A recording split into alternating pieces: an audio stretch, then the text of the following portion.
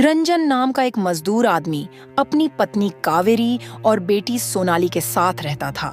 रंजन बहुत ही ईमानदार और सीधा साधा आदमी था। तुम तो जानते ही हो, बरसात शुरू हो गई है। पिछली बार बरसात के दिन कितनी मुश्किल से कटे थे।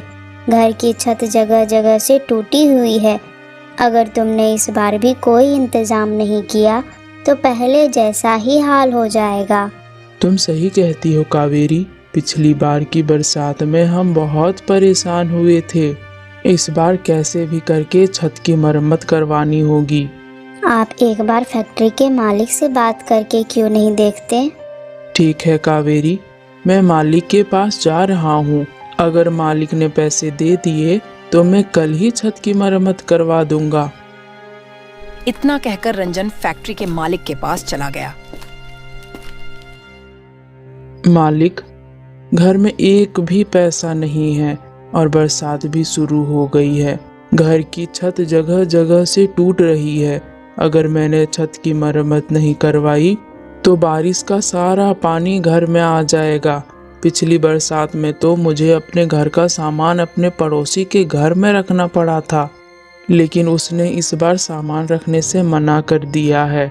अगर छत की मरम्मत नहीं करवाई तो बारिश के पानी से घर का सारा सामान खराब हो जाएगा। मालिक, मुझे थोड़े बहुत पैसे दे दीजिए, अगले महीने की तनख्वाह से काट लेना। रंजन, तुम्हें अच्छी तरह से पता है मैंने कभी तुम्हें किसी चीज के लिए मना नहीं किया।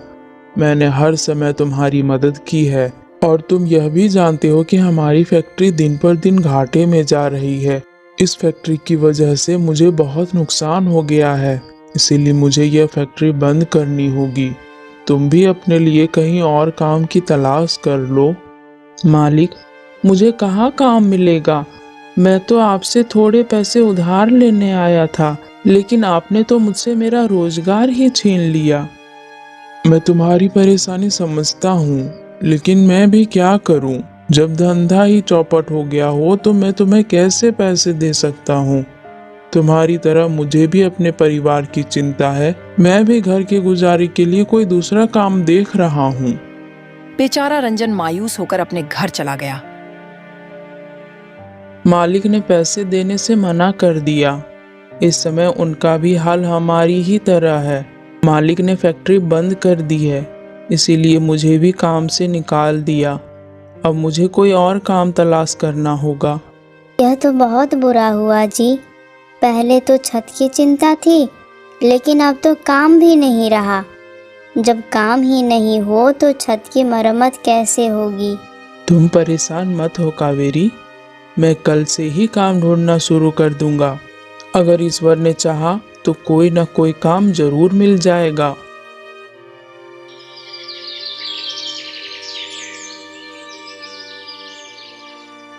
अगले ही दिन रंजन काम की तलाश में निकल जाता है। उसकी नजर एक गोदाम पर पड़ती है। उसने सोचा, यहाँ जाकर पूछना चाहिए, इस गोदाम में मुझे जरूर कोई काम मिल जाएगा। फिर रंजन उस गोदाम के मालिक के पास जाता है। सेठ जी, मैं काम की तलाश में हूँ, क्या आपकी दुकान पर कोई काम मिल सकता है? हमारी दुकान पर काम करने के लिए हमें मेहनती और भरोसेमंद लोगों की जरूरत होती है। तुम मेहनत का काम कर सकते हो? सेठ जी, मैंने खेतों में काम किया है और निर्माण कार्य में भी मेरे पास अच्छा अनुभव है। मैं किसी भी तरह का काम करने के लिए तैयार हूँ। कृपया करके मुझे एक मौका दे दीजिए। आपको मेरा काम बहुत पसंद आएगा। मैं बहुत मेहनत से काम करता हूँ। मेहनत से तो हर कोई काम करता है। यहाँ खेती का काम नहीं होता, बल्कि गाड़ी से बोरे उतारकर गोदाम में रखने पड़ते हैं और फिर उन बोरों को उठाकर ग्राहकों को देने होते हैं। ठीक है सेठ जी, मैं काम करने के लिए तैयार हूँ। आप मुझे बता दीजिए कि कब से आना है। फिलहाल देखो, अभी हमारे पास कोई जगह नहीं खाली है। हाँ, अगर भविष्य में कोई जगह होगी तो हम तुम्हें जरूर बता देंगे, लेकिन अभी के लिए मुझे खेद है, मैं तुम्हें कोई काम नहीं दे सकता। मायूस होकर रंजन वहां से चला जाता है। उसके बाद वो जगह जगह काम ढूंढने लगता है। काम की तलाश में सुबह से शाम हो गया, लेकिन रंजन को कहीं भी काम नहीं मिला। इसलिए वह सोचता है, पूरा दिन हो गया लेकिन कोई काम नहीं मिला। मैं कितने विश्वास से कावेरी को कहकर आया था कि आज जरूर छत की मरम्मत का इंतजाम करूंगा, लेकिन अब तो घर में कुछ राशन भी नहीं बचा है, नौकरी भी चली गई। हे ईश्वर, मेरी मदद कर। बेचारी कावेरी मेरी वजह से कितना कष्ट सह रही है। रंजन थक हार कर चाय वाले की दुकान पर बैठ जाता है।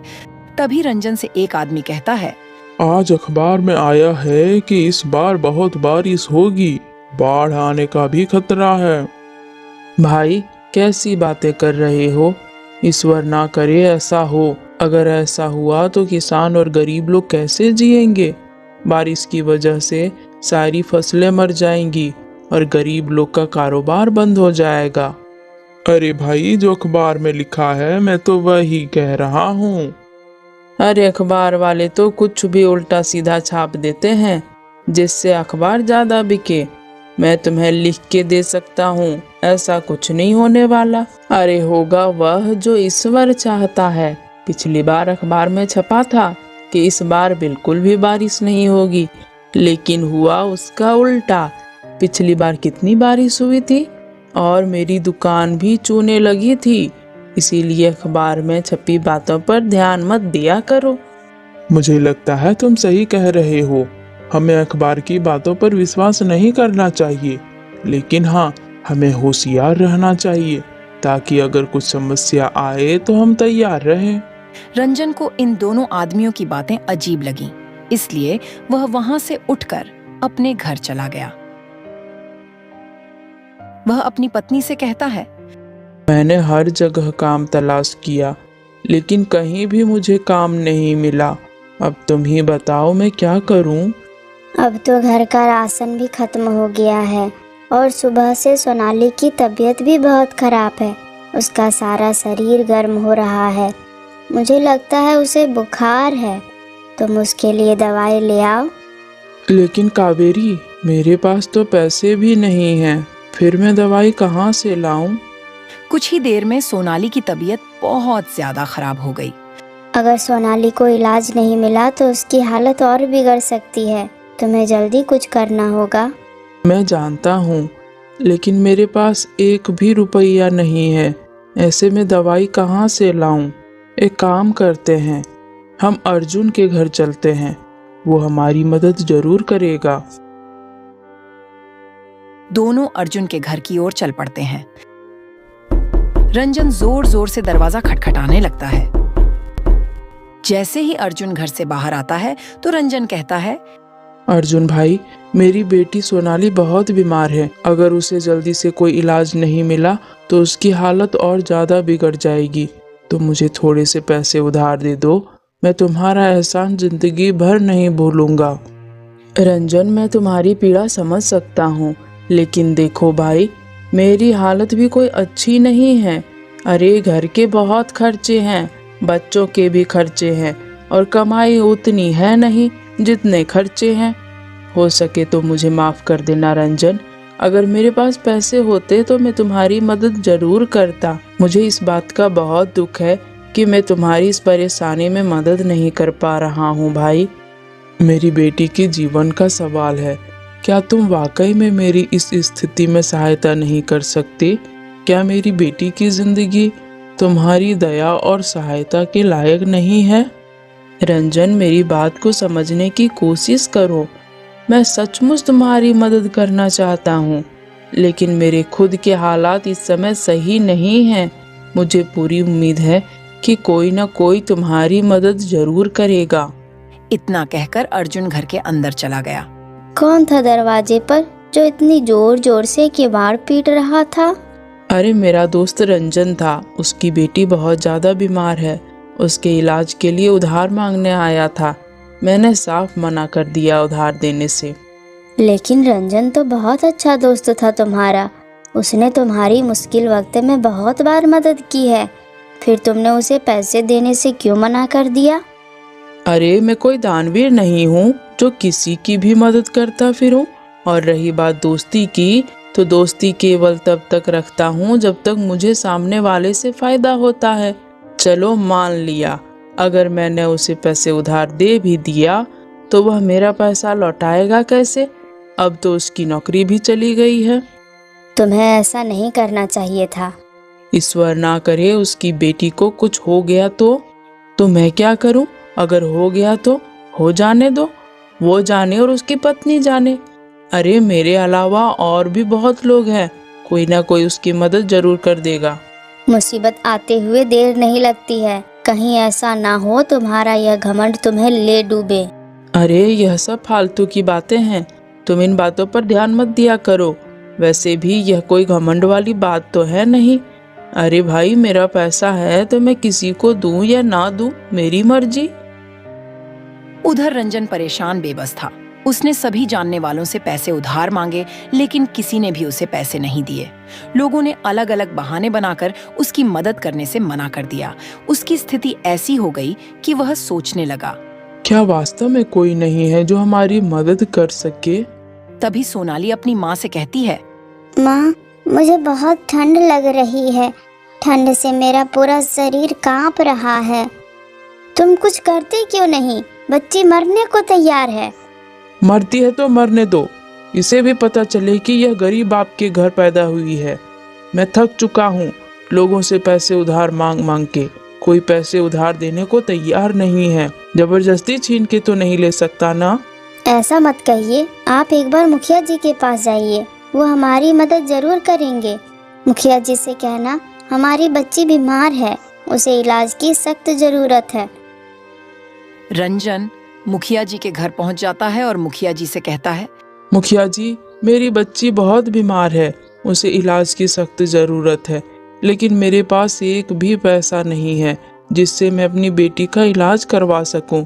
मैंने अपने यार दोस्त रिश्तेदार सभी से पैसे मांगे, लेकिन किसी ने मेरी मदद नहीं की।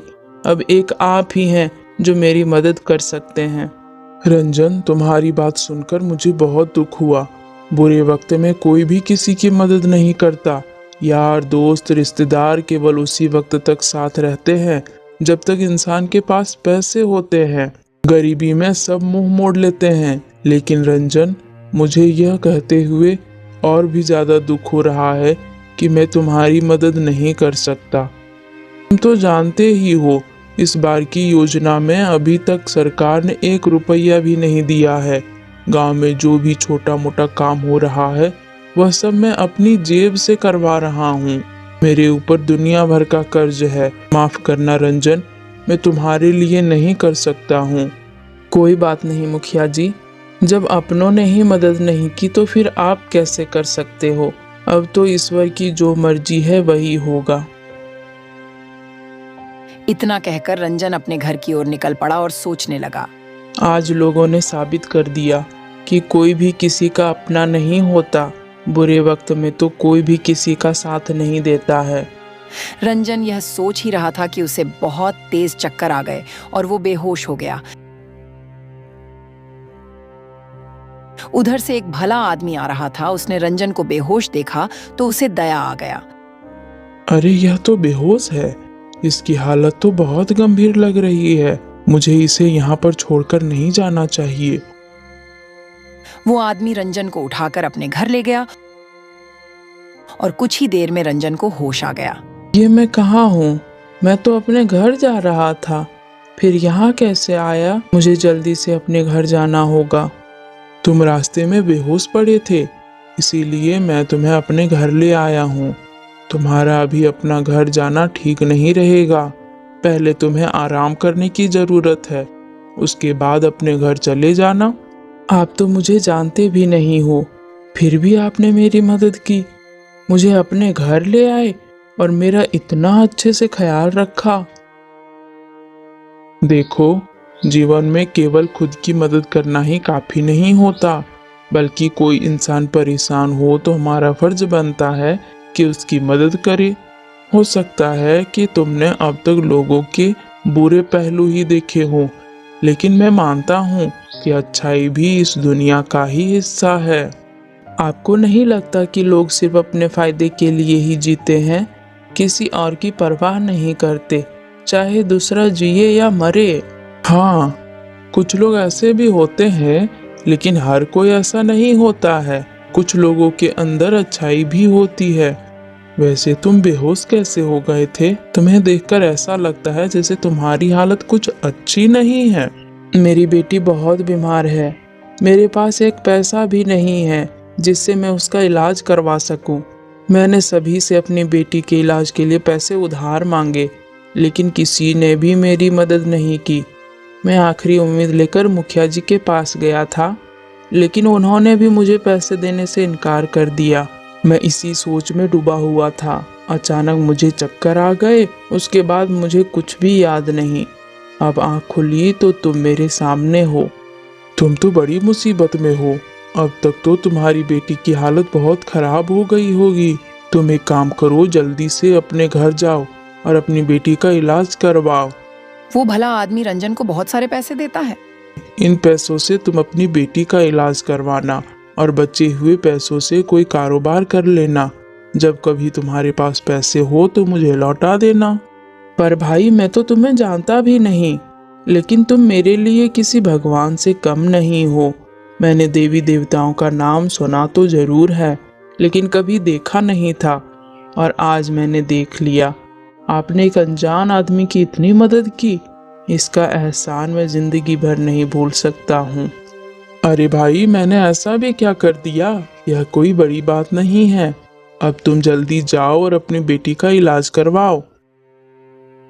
रंजन जल्दी से अपने घर जाता है और अपने बेटी का इलाज करवाता है। कुछ ही दिनों में रंजन की बेटी ठीक हो जाती है। एक दिन कावेरी रंजन से कहती है, आपने मुझे बताया नहीं, आप ये पैसे कहाँ से लाए थे? कावेरी, वो पैसे मुझे एक आदमी ने दिए थे। मैं तो उसे जानता भी नहीं कि वह कौन था, लेकिन मेरे लिए किसी भगवान से कम नहीं था। मैंने उससे उसका नाम पूछा, लेकिन उसने मुझे नाम बताने से इनकार कर दिया। मैं उसे जंगल में बेहोशी की हालत में मिला था। उसने मुझसे कहा था कि कुछ पैसों से अपने बच्चे का इलाज करवा लेना और बचे हुए पैसों से कोई कारोबार कर लेना। तुम सही कहते हो, वो आदमी हमारे लिए किसी भगवान से कम नहीं है। अभी मेरे पास बहुत पैसे बचे हुए हैं। मैं सोच रहा हूँ कि इन पैसों से कोई काम शुरू कर लेता हूँ, लेकिन मुझे कुछ समझ में नहीं आ रहा है कि मैं क्या काम शुरू करूँ। मैं तो कहती हूँ एक दुकान खोल लेते हैं, जिसमें हम आलू के पराठे बेचा करेंगे। तुम तो जानते ही हो कितने स्वादिष्ट आलू के पराठे बनाती हूँ मैं। तुम सही कहती हो, आलू के पराठे तो हर किसी को पसंद होते हैं। मैं भी बाजार से जाकर सामान ले आता हूँ। कल से हम आलू के पराठे बेचना शुरू कर देते हैं। रंजन फिर बाजार जाकर पराठे बनाने का सामान ले आता है और फिर वह अगले ही दिन आलू के पराठे बेचने शुरू कर देते हैं। अरे भाई रंजन, आलू के पराठे की खुशबू तो बहुत बढ़िया आ रही है। एक पराठा तो खिलाओ, देखूं तो पराठे कैसे बने हैं। हाँ हाँ, क्यों नहीं भाई। यह लो भैया आलू का पराठा, जल्दी से खाकर तो बताओ कैसा बना है। तुम मेरे पहले ग्राहक हो। जैसे ही वह आदमी पराठा खाता है तो खाता ही रह जाता है। उसे आलू के पराठे इतने अच्छे लगे कि वो 5 पराठे खा गया। अरे भाई, क्या मिला दिया है पराठे में? पेट तो भर गया, लेकिन मन नहीं भर रहा। ऐसा मन करता है कि 2-3 पराठे और खा लूं, लेकिन मैं खाऊंगा नहीं। कहीं पता चले मजे मजे में पेट खराब हो जाए, उल्टे लेने के देने पड़ जाएंगे। कुछ ही दिनों में रंजन के आलू के पराठे बहुत ही फेमस हो जाते हैं। दूर दूर से लोग उसके पराठे खाने आने लगते हैं। यह बात गांव के सरपंच के कानों तक पहुंच जाती है, तो वह तुरंत रंजन की दुकान पर पहुंच जाता है। अरे वाह रंजन, तुमने अपनी दुकान खोल ली। अभी तो तुम कुछ दिन पहले लोगों से पैसे उधार मांग रहे थे। एकदम से इतने सारे पैसे कहाँ से आ गए जो तुमने दुकान भी खोल ली? मुखिया जी, सब ईश्वर की देन है। उसके घर में देर है अंधेर नहीं। हर किसी का ख्याल रखता है वो। अरे बात तो बहुत ही ज्ञान की कर रहा है। तेरे आलू के पराठे का नाम बहुत सुना है, जरा एक दो पराठे मुझे भी तो खिलाओ। हाँ हाँ, क्यों नहीं मुखिया जी। कावेरी, मुखिया जी को पराठे दे दो। जैसे ही मुखिया कावेरी के हाथ के पराठे खाते हैं तो वो कावेरी की तारीफ करने लग जाते हैं। भाई मानना पड़ेगा, ऐसे पराठे मैंने अपने जीवन में कभी नहीं खाए। अच्छा भाई, अब मैं चलता हूँ। तुम्हारे पराठे के कितने रुपये हो गए? अरे मुखिया जी, कैसी बातें करते हो, हम आपसे पैसे कैसे ले सकते हैं? क्यों भाई, तुम मुझसे पैसे क्यों नहीं ले सकते हो? यह तुम्हारा काम है। काम में यारी दोस्ती नहीं होती। अगर गधा घास से यारी करेगा तो खाएगा क्या? लेकिन मुझे एक बात का बहुत दुख है कि उस दिन मैं तुम्हारी मदद नहीं कर पाया। उसके लिए मुझे माफ कर देना मेरे भाई। मुखिया जी रंजन को पैसे देकर चले जाते हैं। यूं ही कुछ दिन गुजर जाते हैं। एक दिन जब रंजन अपने घर पर बैठा था, तब उसका दोस्त अर्जुन आता है। रंजन, तुम्हारी भाभी की तबीयत बहुत खराब है। घर में एक पैसा भी नहीं है जिससे मैं उसकी दवाई ला सकूं। तुम ही हो जो इस मुश्किल वक्त में मेरी मदद कर सकते हो। भाई तुम परेशान मत हो, मैं तुम्हें अभी पैसे दे देता हूँ। रंजन अर्जुन को पैसे दे देता है, पर अर्जुन ने तो ये सोचा था कि जैसे मैंने उसे पैसे उधार नहीं दिए थे, रंजन भी मुझे पैसे उधार नहीं देगा। लेकिन रंजन ऐसा नहीं था। उसके घर जो भी मदद के लिए आता था, वो सभी की मदद करता था। यह सब देखकर अर्जुन को अपनी गलती का एहसास होता है और वो रंजन से कहता है, आज मुझे सच्ची दोस्ती का ताकत का एहसास हुआ है। जब तुम्हारी आर्थिक स्थिति कमजोर थी तो मैंने तुम्हारे सामने अपने पैसे का दिखावा किया और तुम्हारे हालात का मजाक बनाया। मेरे घमंड और अहंकार ने मुझे अंधा कर दिया था। मैंने तुम्हारी मदद करने से इनकार कर दिया, लेकिन अब समय ने मुझे बड़ा सबक सिखाया है।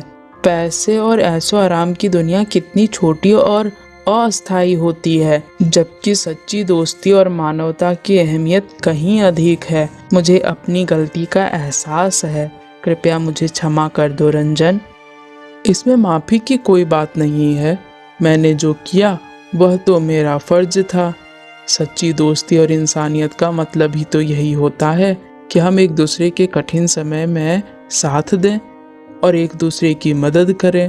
तुम्हारे प्रति मेरी जिम्मेदारी थी और मैंने वो निभाई। तुम्हें अपनी गलती का एहसास हो गया है, यह सबसे बड़ी बात है। यह समझना कि पैसे और ऐशो आराम की दुनिया की तुलना में सच्ची दोस्ती और मानवता की अहमियत कहीं ज़्यादा अधिक है, यही तो असली माफ़ी है। इसीलिए मैं तुम्हें दिल से माफ़ करता हूँ।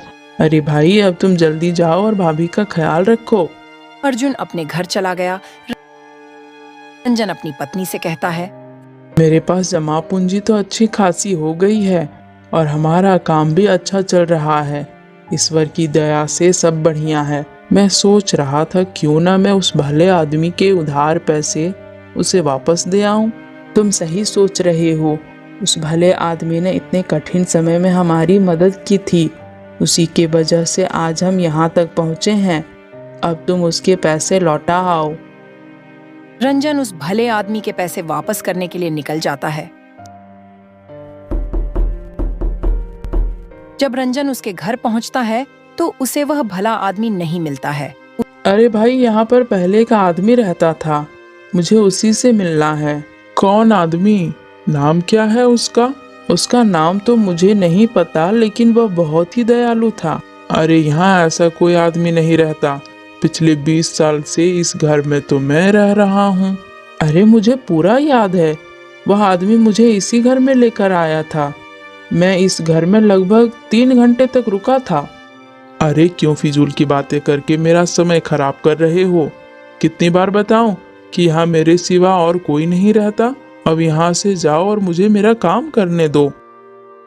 रंजन अपनी घर की ओर निकल पड़ता है। घर पहुंचकर वह अपनी पत्नी से कहता है, कावेरी, उस घर में जहाँ वह भला आदमी मुझे लेकर गया था ना, वहाँ मुझे वह नहीं मिला, बल्कि मुझे एक बिल्कुल अलग व्यक्ति मिला। उसने कहा कि वह 20 साल से उस घर में रह रहा है। उसके अलावा वहाँ और कोई नहीं रहता। क्या तुम पूरे यकीन से कह सकते हो वह भला आदमी तुम्हें उसी घर में लेकर गया था? मुझे पूरी तरह से यकीन है। उस घर की पहचान मेरे दिमाग में गहरी बैठी हुई है। वह आदमी मुझे उसी घर में लेकर गया था और मैं वहाँ पर करीब 3 घंटे तक रुका था। ईश्वर ने हमारी मदद एक रहस्यमय तरीके से की है। तुम्हारी ईमानदारी और अच्छाई की वजह से ही हमें वह मदद मिली थी। उसके बाद रंजन जरूरतमंदों की खूब मदद करने लगता है। कुछ दिनों में वो एक बड़ा सा घर बना लेता है और फिर खुशी खुशी अपने परिवार के साथ रहने लगता है।